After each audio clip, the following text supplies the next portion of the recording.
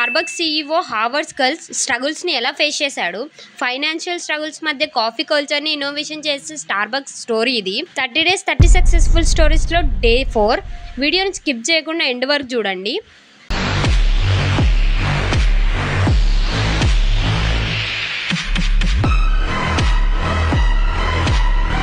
1980లో Howard shells Starbucks సంస్థకు founder కాకపోయినా దాన్ని ప్రపంచంలోనే మోస్ట్ ఫేమస్ బ్రాండ్గా మార్చాడు.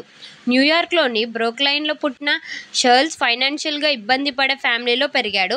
అతని ఫాదర్ ఒక సాధారణ వర్కర్. ఉద్యోగం స్థిరతత్వం లేని పరిస్థితులు అప్పుడు షెల్స్కు ఒక ఆలోచన తెప్పించాయి. ఒక సంస్థను నిర్మించాలి అని, అక్కడ ప్రతి వర్కర్ విలువను పొందగలగాలి అని చెప్పి.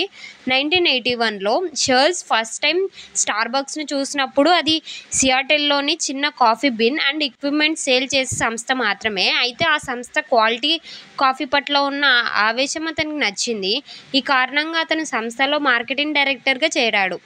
ఇటలీ ట్రావెల్ చేసే టైంలో మిలాన్లోని కాఫీ కల్చర్ని చూసి షెల్స్ షాక్ అయ్యాడు. అక్కడ కాఫీ షాప్స్ కేవలం కాఫీ తాగే ప్రదేశాలు మాత్రమే కాదు, పీపుల్ మీట్ అయ్యే చోట్లుగా మారాయి. కాఫీ కేవలం ఒక డ్రింక్ కాకుండా ఒక స్పెషల్ ఎక్స్పీరియన్స్గా ఉండాలని అతనికి అర్థమైంది. అయితే ఈ ఐడియాను స్టార్బక్స్ ఫౌండర్ అలో చేయలేదు. తనకి తాను ఆ ఐడియాను ముందుకు తీసుకెళ్లాలని షెల్స్ 1985లో ఇతా జొర్నాలే అనే తన సొంత కాఫీ షాప్ని స్టార్ట్ చేశాడు. కానీ ఇది ఫైనాన్షియల్గా చాలా కష్టంగా మారింది. అమెరికన్స్ కాఫీ కోసం ఎక్కువ ప్రైస్ని పెట్టే కొనడానికి అంతగా వచ్చేవారు కాదు. ఇన్వెస్టర్స్ కూడా దీన్ని తీవ్రంగా వ్యతిరేకించారు. తాను ఏర్పాటు చేయాలనుకున్న తొలి స్టార్కు కావాల్సిన 1.6 మిలియన్ మొత్తాన్ని పోగు చేయడానికి నానా కష్టాలు పడ్డాడు ఆయన. 1987లో స్టార్బక్స్ టెంపరరీ ఓనర్స్ సంస్థను సేల్ చేయడానికి సిద్ధమయ్యారు. ఆ టైంలోనే షెల్స్ అని బై చేయడానికి 3.8 మిలియన్ని హెడ్ చేశాడు. ఇలా చాలా సాహసం అనే చెప్పాలి. అప్పటికే అతను ఫైనాన్షియల్గా స్ట్రగుల్తో ఉన్నాడు, కానీ అతను ఆ ఇన్నోవేషన్ ట్రస్ట్తో నిండిపోయింది. షెల్స్ లీడర్షిప్లో స్టార్బక్స్ ఒక రీజనల్ కాఫీ రోస్టింగ్ సంస్థగా నుండి వరల్డ్ వైడ్ ఫేమస్ బ్రాండ్గా మారింది. హౌస్ అండ్ ఆఫీసెస్ మధ్య కాఫీ షాప్ను 3వ ప్లేస్గా చేంజ్ చేయాలి అన్న అతని ఆలోచన ప్రజల గుండెల్లో గెలుచుకుంది.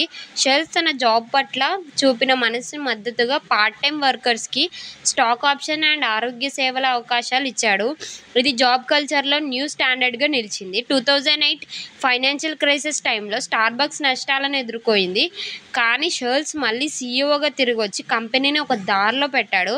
క్వాలిటీపై దృష్టి పెట్టి ఇన్నోవేటివ్ ఐడియాస్తో తీసుకురావడంతో సంస్థను తిరిగి ప్రాఫిట్స్లోకి తీసుకెళ్లాడు. హావర్డ్ షెల్స్ లైఫ్లో ఒక సెల్ఫ్ కాన్ఫిడెన్స్కి, విజన్ అండ్ డ్రీమ్స్ని ఫుల్ఫిల్ చేసుకోవడానికి స్ఫూర్తినిస్తుంది.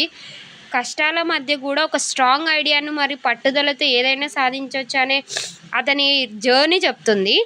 ప్రపంచానికి కాఫీని ఇంట్రడ్యూస్ చేసిన, మంచి ఎక్స్పీరియన్స్ చేసిన వ్యక్తిగా షెల్స్ హిస్టరీలో నిలిచిపోయాడు. మీరు ఎప్పుడైనా వెళ్ళారా స్టార్బక్స్కి? వెళ్ళుంటే బర్గ్స్ అని కామెంట్ చేయండి, వెళ్ళకపోతే స్టార్ అని కామెంట్ చేయండి. అండ్ వీడియోని లైక్ చేసి మీ ఫ్రెండ్స్ అండ్ ఫ్యామిలీ మెంబర్కి షేర్ చేయండి. అండ్ ఇలాంటి యూజ్ఫుల్ కంటెంట్ కోసం ఛానల్ని సబ్స్క్రైబ్ చేసుకోండి.